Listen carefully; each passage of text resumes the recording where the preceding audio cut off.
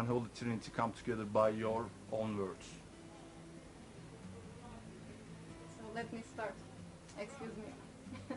I am so fond of the Shining music and the poems, or let's say the lyrics of the Shining from the beginning. And I asked Niklas to translate it many times to English. And then after the book released, we, with my editor, we are really fond of dark arts.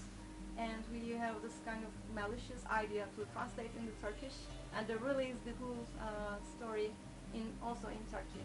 So this is the unholy trinity starts. Okay. It's very strange for me to, the thing was that from the very beginning when we did like old Shining records and stuff, people tried to translate the Shining lyrics, but they did it in a very not childish way, but what we call it the new internet kind of Google way, where the Swedish language is very complex. At least the Swedish language that I use. So for me it was like, I was tired about people misunderstanding the lyrics, and I tried to do it in English, and I did. And then when I got the Turkish opportunity, I mean, come on, look at these people, they want to destroy their lives for the devil. I mean, there's nothing better than it, and to do it in such a grandiose way would be better. I mean, I would rather do it with these guys in Turkish than do it in, like, let's say German, for example, where everyone expects everything, and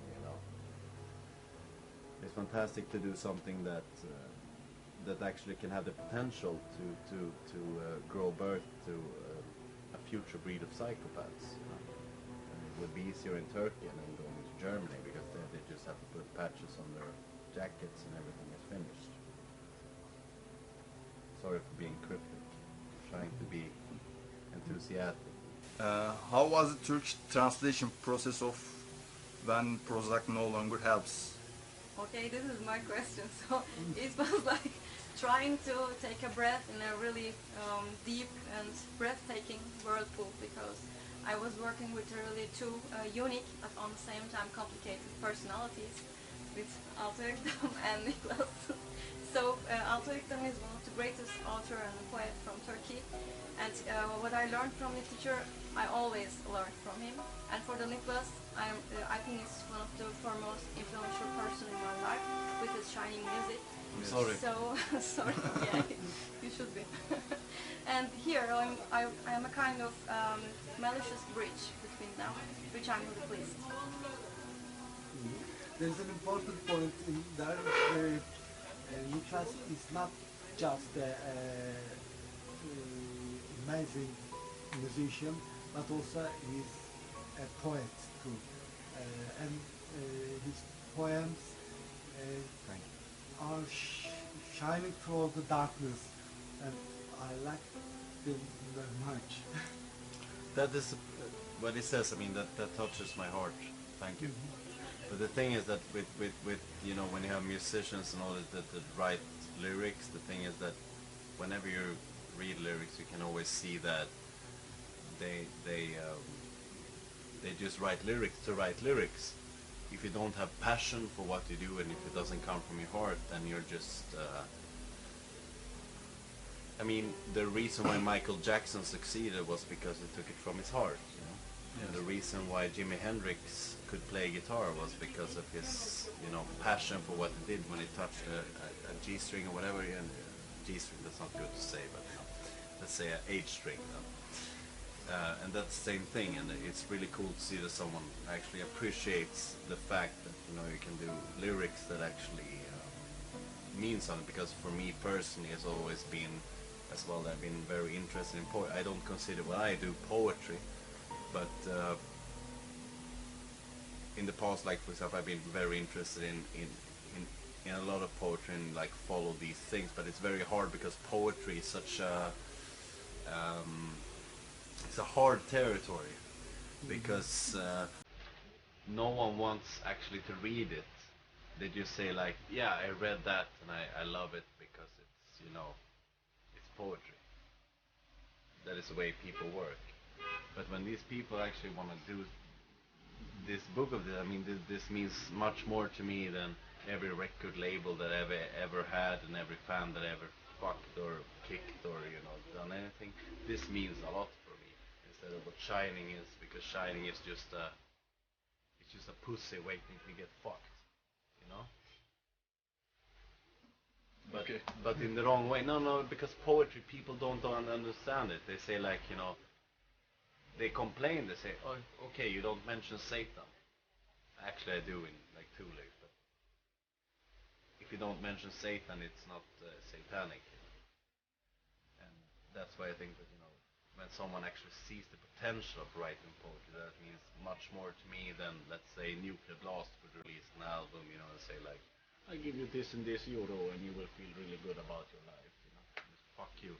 But what you two guys are doing, that is something that should be done, something that should be overlooked. And there's not a lot of good people who write lyrics. Everyone just writes, what people want to expect, instead of taking it from the heart. What do you think about the meeting of literature with music?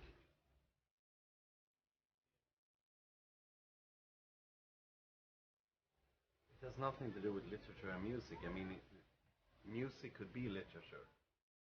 If the person just takes it from his heart and has passion enough for it. Otherwise, I mean, literature is the exact same thing as art. If it's literature, or if it's a television thing or a movie or music, it's the exact fucking same thing, as long as it came from the heart. So literature can be experienced through, let's say, Twin Peaks, Sorry, but True Detective, for example, which everyone should check out. You can experience through that. And it's the same thing like reading a book. You should get this feeling of being 12 years old again. And, just loving what you're reading or what you're seeing or what you're hearing. And that is the whole thing with art and every concept. The problem is that the written word is something that has been, I don't know the word in English, but something that people have overlooked. Because it's no point in reading a book, What it is, I mean, reading a book is like when you get into a world. I mean, I remember when I was a fucking child, reading, let's say, Bilbo, for example.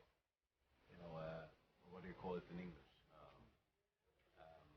The Hobbit. Yeah. You read that, and you feel like you go into a different fucking world, and you actually feel something of a comfort in your body and in your mind and in your soul by reading something. And that is something that you can't get out of scrolling down a web page and trying to read a book. You have to have the physical, feel for example, if you take this and just smell it, and you do like this. Yes, of course. It's better than cocaine, Oh. right? And that is the point, you have to have a physical copy of something in your hand to be able to experience something that is, and that is the problem, and that's what I fucking love with these people, that they actually want to do something with a physical product. And it pisses me off that people go to the internet instead, So what we should do is that everyone should become a pirate and burn down the internet and kill everyone in the world, probably. Sorry, I didn't mean that. Yeah, probably I did, but For this meeting point, I should add something. I think that the old music has some historical background. So there's some story always in there. I believe in that. And for the stories, I think the stories are surrounded by music. So it's all the time together, according to me. So feeding each other. It's like a dream within a dream. So I always into this kind of projects where the literature and the music combine together, especially in the dark way. So let's smell. Let's Smell it. smell. Let's smell.